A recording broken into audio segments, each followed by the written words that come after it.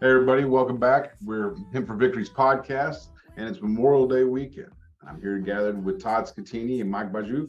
We're going to talk a little bit about Memorial Day weekend and some of the few things that people don't really recognize and think about when it comes to cannabis and it comes to Memorial Day weekend. First and foremost, we want to make sure that we always remember our fallen, and that's one of the big reasons why we're here and why we've dedicated our lives to helping veterans.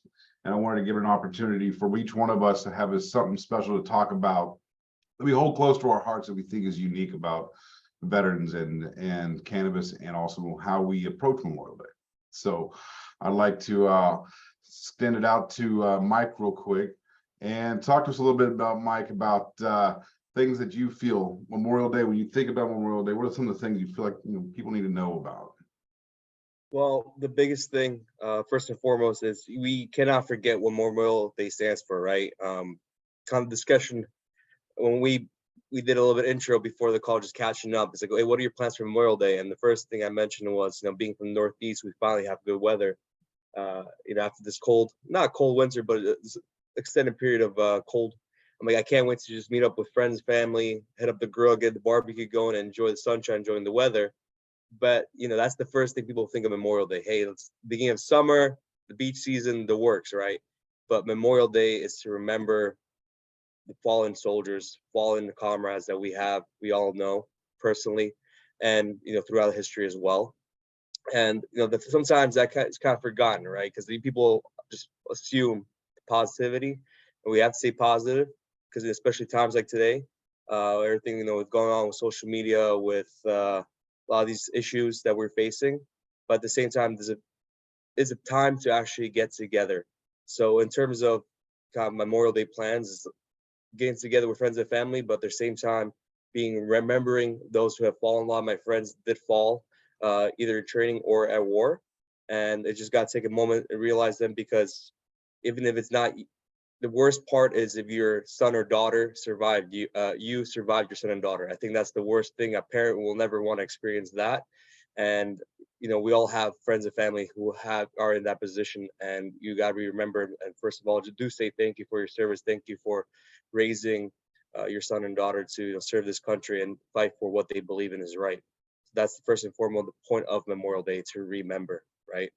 And then after that, just biggest thing is kind of getting together, remembering the community, and just sharing breaking bread and sharing the good times. Todd, your opinion on Memorial Day? Yeah, for me, I mean, it brings me back to like why we fight, why we're in this thing entirely. I left the military, I retired early so that I could come and join this particular fight for the particular reason of veterans, to address veteran suicide. I knew I was preparing to retire in 2018, and I was coming into a community of veterans that were suffering a significant suicide crisis, and we have to continue to remember those that have served and those who have decided to take their lives, right? Part of the reason I came into this is so that I could reduce the number of suicides among the veteran population and among the active duty population, right? Memorial Day is all about remembering those who have served and lost their lives during service or after service. And so for me, Memorial Day is a very important time. Hopefully we are lighting fewer candles next year for those that we have lost the year before. This year, I've attended at least 3 funerals of people who have taken their own lives, all of them veterans. I'm tired of burying friends, just like our fellow board member, Chris Wolfenbarger, says, I am just tired of burying our friends. And as our other board member, Major General Todd Bunting, said, we will be remembered for how we addressed this crisis. I know what we're doing about it, right? We are trying to legalize and increase access to medical cannabis for military veterans, for the family members, right? Because it's the family member who suffers the most when a veteran suffering from post-traumatic stress, chronic pain, addiction, or takes their own life, clearly that has huge impact. It is my belief, and I think it is the belief of the team here, that by allowing greater access to medical cannabis and more options to treat very complex post-traumatic stress issues like with cannabis will be beneficial and will reduce the number of suicides within our ranks.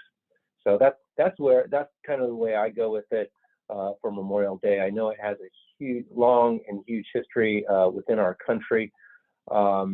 And I know we're kind of trying to switch the script on it now regarding veteran suicide as well. But for me, that's really what it's all about, trying to reduce those numbers. Yeah, I agree. And reducing the numbers is something that is really staggering, because these numbers that when we looked at, we first had that 22 a day come out. We found out later on that it's much higher when you talk about all the servicemen, all the active military, not just veterans. And I think it's really how they define veterans. But as we open it up to the people who have just served in general, whether it be a wartime or peacetime, we see a high rate of suicides. Now, I know, it takes as an 18-year-old or a 22-year-old that enlists in the military, there's a lot of courage that it takes to do that, right? You'd really have no clue what's on the other side of that drill of getting onto that plane and going to Fort Jackson or Fort Irwin or wherever that you're going for basic training.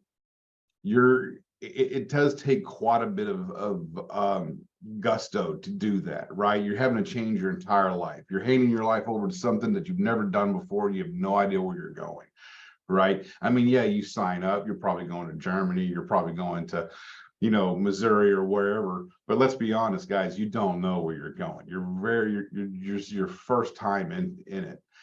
And I think I think it's very important that we also understand that when you sign up to go and serve into the United States military, and you get sent into a conflict, you're there with other people who are in the same boat as you, right? Enlisted and officers, they all have their agenda, right? I came here to become an officer because I wanted to serve as my vocation for the rest of my life, my 20 years. Or maybe I was enlisted, I got in because I needed to go to college and I had to do this first, and I was going to college. We all had our reasons for actually being in the military. But once we got there and we found this family that you had to trust with everything, because let's face it, if you, for some reason, didn't get accepted in that family, they ousted you very quickly, right? They got rid of you very quickly, right? So it was important for the person who enlisted or came as an officer to do the things they needed to do to get accepted into that core group prior to deployment. You all understand what I'm talking about, right? That acceptance, not just because you enlisted there and you're part of the roster. That's not the acceptance I'm talking about. I'm talking about as a newbie, getting in, paying your dues, right? Taking the time, taking your licks, earning your right to be there. And when you earn that right to be there, you deploy, that family-esque is so strong. And when we lose somebody, it is like losing part of your own self. You now have to not only finish your tour and finish your mission, but you also have to make up where you lost, and you have to acknowledge that. And then it requires a person to really look deep down inside of themselves and say, I have to separate this mentality of being a soldier and soldiering on because I'm in wartime and it's dangerous, and eliminating the attachment that I have emotionally to this situation. And when we do that, it causes severe issues down the road, 20 years, 10 years, 5 years down the road. It causes these emotional issues that we have another day called Veterans Day where we celebrate. And those veterans are there because of the men and women we lost that we celebrate, Memorial Day. And I always found that to be, there's always a tie into that.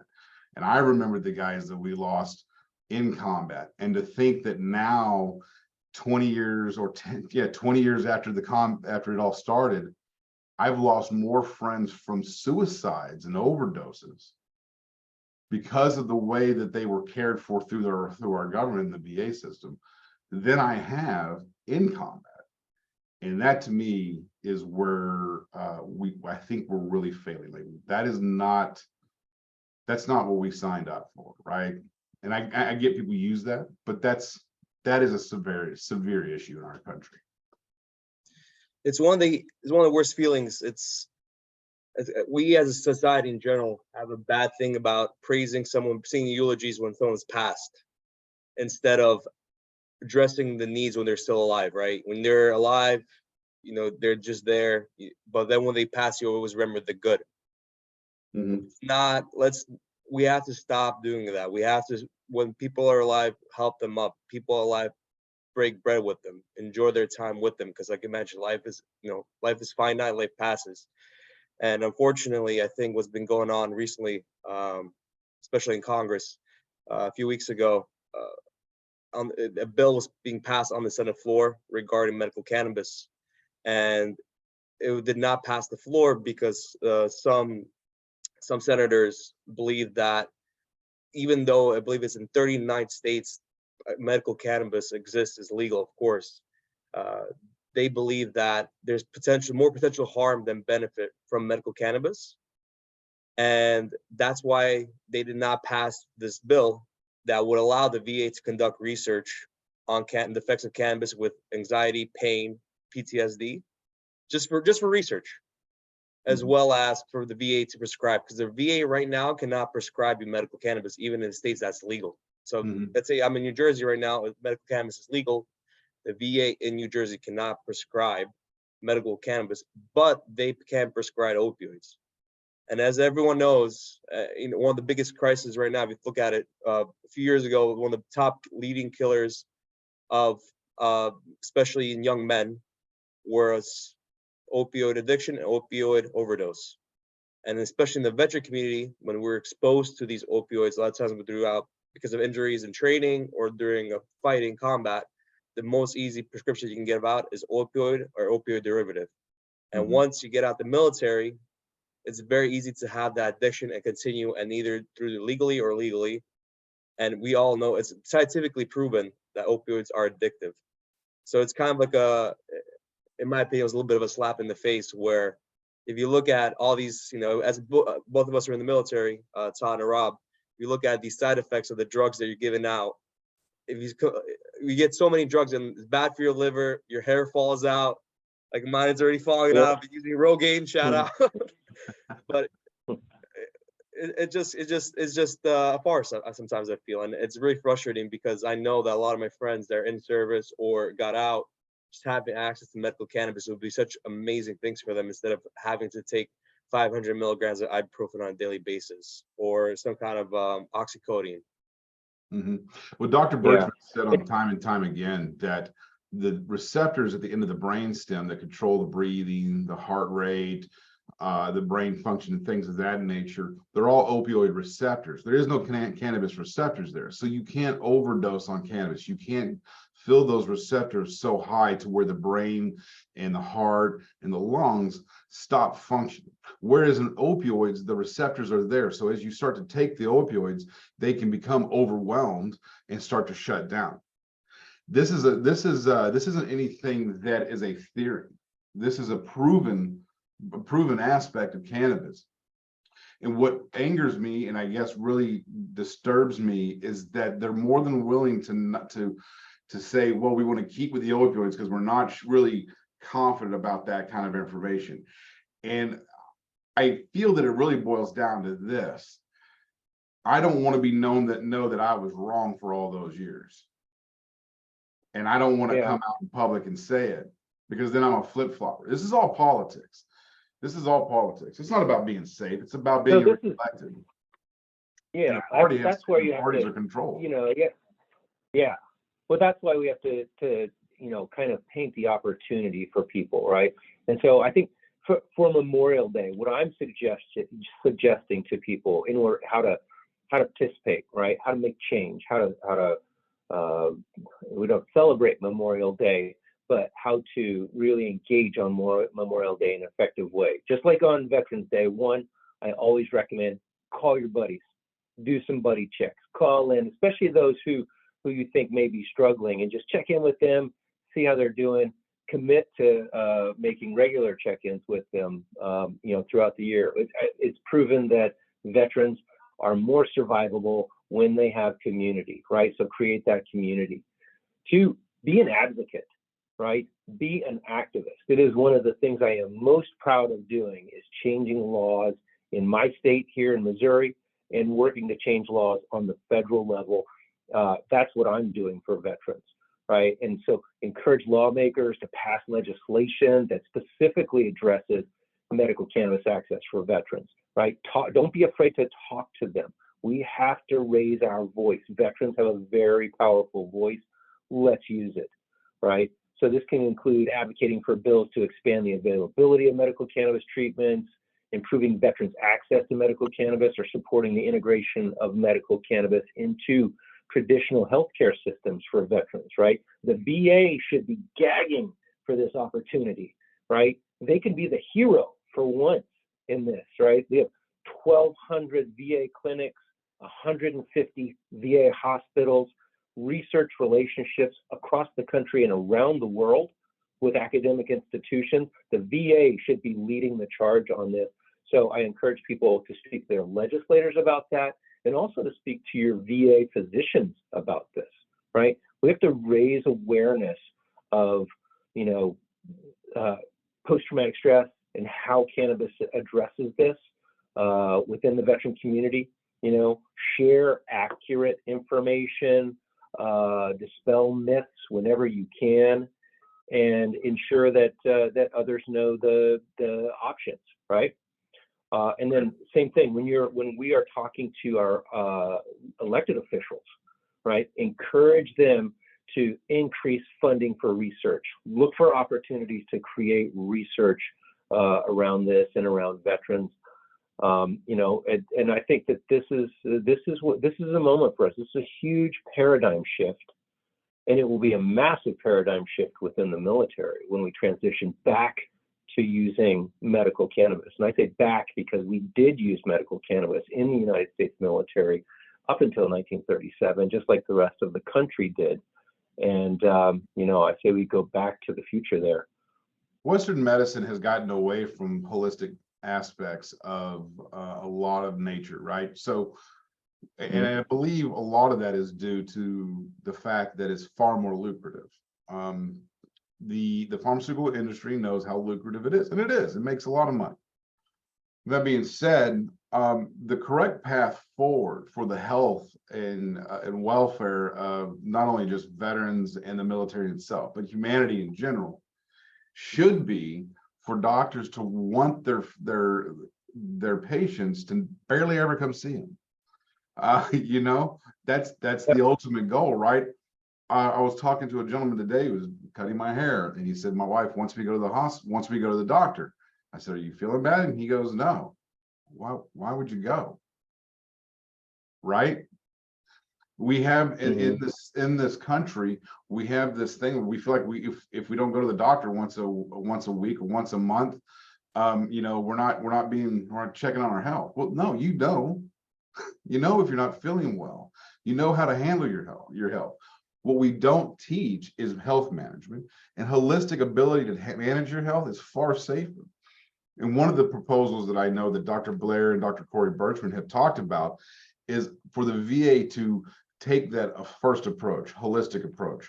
And that also means that patients, veterans, talking to vets specifically, you have got to take your health into your own hands. And what I mean by that is that if the doc says you need to lose weight, then you need to lose weight. If you want, if you don't want to get the knee surgery, you're going to have to lose weight and start running or start working out. You need to listen to that, because that's the first step. And then that second step is taking medication that does not have side effects like death, right? or shutting down the brain, blood clots, all these others that could be in there, suicide. There's so many bad parts of the medication. If we could handle it with holistic medication, that would at least eliminate a lot of the problems on a safe aspect. Then you can take a look at saying, all right, we've done everything we can holistically. Here's our options with medicine. And you might find that a good 30–40% of the people that are taking medication right now from pharmaceutical companies don't need to take them. they can take it from something far easier by finding, believe it or not, some of these oils or cannabis oils or mushrooms for mental health. There's a ton of different things that we can be doing. We as a country, we've fallen into this pharmaceutical and pharmacotherapy way of life, and it is literally destroying us. I mean, we are last in healthcare. We're almost dead last in education as well, and the two have something in common. And it doesn't help that the military is just being in that structured environment where go to sick call, do this, take that. We're ingrained to go to the doctor from the military. The first thing is, if you're feeling bad, you get on the sick call line. You're waiting in the clinic for XYZ hours. Then the doctor says, take this, this, and this. And instead of giving you, like, let's say 10 pills, you get 50 pills. Mm-hmm. And next thing you know, every time something happens, you go and get more pills, more pills, more pills, and you come out with a closet full of pills in a year. Mm-hmm. And it's such a, and then when you get out of that position, when you leave the military, you're used to that. You think that's the normal. Yep. Yeah. It's kind of ingrained in us. And they'll mail them to you if you want. Yeah. That's the thing. They make it so easy. Even for rural veterans, they will mail opioids, and they'll mail up to like a 3-month supply. I'm not sure what the number is today, but at one point for rural communities, it was 3 months. Yeah, a 90-day supply. Just fascinating that, and then and on the side of it, it says potential for overdose and potential for addiction, and then we have thousands, 100,000 Americans dying every year from opioids. And we're scratching our heads going, gee, I can't understand why all of these veterans are overdosing, or why all these veterans are committing suicide. Well, we're giving them medication that, on some of the side effects include increased depression, increased potential for suicide, and certainly an increased potential for addiction. So it's funny. I don't know about you all, but whenever I speak to active duty personnel, and those who are in government service, I can't tell you how many of them have said, I can't wait until I retire, or I can't wait till I'm no longer in uniform so that I can try medical cannabis, because I know that what I'm being given today is killing me. And I've had friends of my classmates from the academy who have told me, Todd, I know I am drinking myself to death, but I can't get to sleep at night without having nightmares unless I go through, this much of a bottle of Jim Beam or something. And they're like, I used to be that way. That was exactly one of the reasons why I was really easy to fall into that. Yep. Yeah. I mean, I wake up with a hangover, feel like shit the next day, but at least I slept. It's got this good, like 5 hours, right? Yeah. It wasn't even good. Yeah, but poor quality sleep, which adds to depression, which adds to the potential for suicide, right? I mean, it's funny. Well, it's not funny, not funny. It's just ridiculously funny that when I talk to even senior level officers, colonels, and even general officers, just the attitude towards alcohol and the acceptance of it as a way to get to sleep or a way to treat pain is just fascinating to me, when we know that that's killing us, right? So leaders, real leaders in the military, active duty right now, they should know, like, they're not doing themselves any favor by towing the line here. And they are not doing anything to reduce suicides among the ranks by continuing this. So they should educate themselves and really take bold steps to drive towards the future where cannabis is available. Right. And alcohol is just part of the military. And I don't have a problem with that. What I have a problem with is the dependency that we preach in the military on alcohol. And I was the victim as well. I mean, I had a bar that I would go to that I would frequent all the time. They knew my name. I knew their name. Is there anything wrong with that? What becomes wrong with that was when it starts to become my medicine and not my enjoyment. You see, I think that's the understanding. Like, we're not trying to replace alcohol. That's not what we're trying to do, nor does that have ever been the discussion. Discussion is that we end the dependency on alcohol, and you have to replace it with something. You just can't stop. So you got to put something else in replace it. And cannabis is a safe alternative to letting people get some sleep at night, to letting people use in therapy, right? Now, granted, you can't go out to lunch and drink and come back to Garrison, so you can't do it with weed either. And it's going to be far more obvious with weed. So the NCOs that are in the units can still manage the discipline in the units, even if they do. So I know I definitely, as an NCO, I don't want to hear that, because I'm well aware of how to discipline soldiers, and I don't need, just because I'd rather see them using cannabis than having to bail them out of jail at 3 o'clock in the morning because they're shit faced somewhere. And then I got to go, then I have to take them back and scuff them up to 6 a.m., which ruins my entire night. And if you don't think I'm not scuffing up soldiers till 6 a.m. because I had to get out there and bail them out of jail, you're in the wrong army. This army, we're scuffing you up to 6 a.m. You know, and that's we should ask the Canadians. I wonder how it's working for the Canadians, right? We really need to get a Canadian on the show and find out, like, hey man, is the sky falling up in the Great White North now that your soldiers can access cannabis freely upon, you know, when they are in their off-duty hours? I think that would be interesting. I love that idea. I think it'd be fascinating to find a senior ranking officer to find out how's it working? What kind of issues are they having? What kind of issues did they solve? You know, because it'd be very interesting for us to be able to know this as well. What they've done up there in Canada with the veterans system by giving back to veterans by what are they up to 3 grams a day? They'll reimburse you. I think it's something like that. Yep. Something like that, right? And I remember mentioning something like this to a state representative from Texas about 5 years ago, and as I can tell you, it didn't go over very well, because he was like, "You're telling me you want the government to pay for veterans weed? I don't think so." I said, bingo. Well, that's not necessarily a bad idea, considering how much money you're putting in. It's far cheaper than the pharmaceuticals you're buying. Yeah, exactly.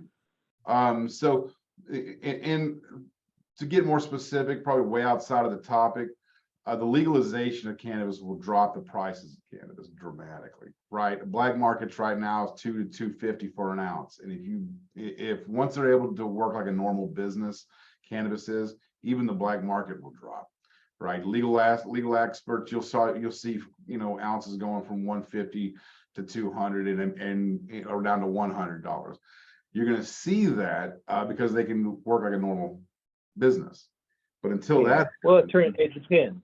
It depends on where you are and if states are taxing higher than others. That's what we're seeing now. It's just, you know, a disparate tax regime in every single state. But we see states, you know, if you look at a state that has a really thriving black market, pretty much guaranteed they have super high taxes, right? Or are so liberal in their issuance of licenses that there are just thousands of them, like Oklahoma, for example, and black market operators can easily slide in there because they just don't have the personnel to do all of the compliance inspections.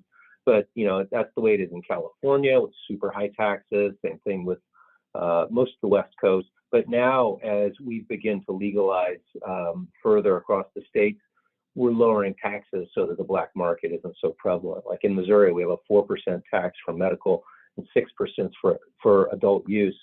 And we also have home grow here, right? And people are still flocking to dispensaries, right? So the industry's argument that when home grow takes place, no one comes and buys legal weed is not true, right? It's happening here in Missouri. Well, I'm going to tell you one of the things, and I will tell you this from my personal experience. I served 5.5 years in the Army. I was in the infantry. I spent 2.5 of my 5.5 in combat in Iraq. I lost 12 guys in my unit, right, that I knew. And of the 12 guys that I knew, all of them that I remember talking to in the discussions we had about coming home. And those discussions were about being around their family, being around their friends, looking to have a couple of beers, And it always had to do with community. And when people this weekend go out and they have their barbecues, it's always good to remember why you're there, or the sacrifice from the veterans or the people that served in the military and died on the battlefields. But the other thing you need to remember too is this community is what America is. America is a big cauldron of all these different views and opinions and people from different countries. If you go over to France, you go over to England, they don't have African Americans. There's no hyphenated people. But we have that here in the United States. And sometimes that causes a lot of division. And sometimes it causes a lot of unity too, because you realize a lot more things that you have in common. But in today's world, it's very important that we do get back together. It is important that we go to these barbecues and we start hanging out and put aside a lot of our differences and get back to being a better human being and being a better community, because that's what they were fighting for. They weren't fighting for so much the GI Bill, which is very nice, or the VA benefits and the burial and a lot of the things that come with it, and being able to come home and show off your combat stripes. All that's good and fine. But I'm going to tell you, when it comes down to it, every veteran out there, it's the community. It's that community that allows for them to not only be successful, but to be safe. Mm-hmm. And that's what's key. Your community keeps you safe, right? You ever heard of the old phrase, it takes a village to raise a child? There's a reason why that's there, right? And being a community is extremely important. So from all of us from Hemp for Victory, I want to say thank you guys for being here and joining us. It's extremely important. Go out, be part of your community, catch up with a battle buddy. And I want to thank Todd and Mike for being here with me today and having this discussion. Contact us, look us up on Hemp for Victory at YouTube, hempforvictory.info, hempforvictory.info. We got a new website coming pretty soon, and a lot of exciting things for the summer, guys. We'll talk to you soon. Happy Memorial Day. Happy Memorial Day.